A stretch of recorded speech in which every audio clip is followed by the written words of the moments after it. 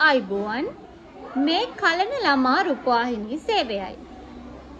ප්‍රවෘත්ති ප්‍රකාශය ඉදිරිපත් කිරීම දිලිනි මහේෂිකා.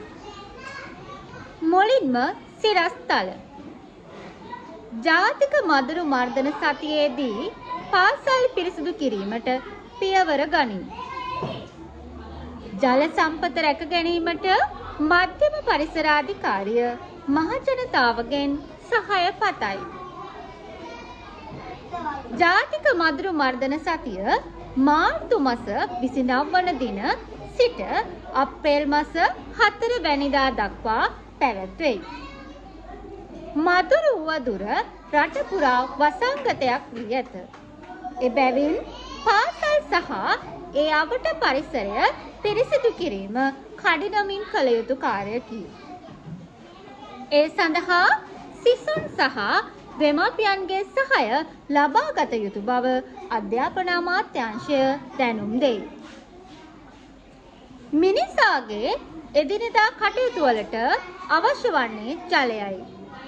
මේ වන විට අප රටේ ජල සම්පත විනාශ වෙමින් පවතී. මෙම අයහපත් ප්‍රතිඵල විඳීමට සිදුවන්නේ අනාගත පරපුරටය. ජල සම්පත විනාශ වීමට හේතු වන්නේ මිනිසාගේ අයහපත් ක්‍රියාය. ගස් කැපීම, කළුගල් කැඩීම, වැලි ගොඩ දැමීම ඒ අතර ප්‍රධාන වෙයි. මෙවැනි අයහපත් ක්‍රියාමාර්ග වළක්වමින් ජල සම්පත රැක ගැනීමට දායක වන ලෙස මධ්‍යම පරිසර අධිකාරිය මහජනතාවගෙන් සහාය පතයි. ප්‍රවෘත්ති සමාප්තයි. මම ඔයාලට ප්‍රවෘත්තියක් ඉදිරිපත් කළා. ප්‍රවෘත්තියක් අපි කියනකොට මුලින්ම ප්‍රවෘත්ති ප්‍රකාශය කියලා ආයිබෝවන් මොකක් හරි ආමන්ත්‍රණයක් ඉදිරිපත් කරන්න ඕනේ. ඒ කියන්නේ ආයිබෝවන් හරි තෙරුවන් සරණයි හරි මොන හරි ආමන්ත්‍රණයක් ඉදිරිපත් කරනවා.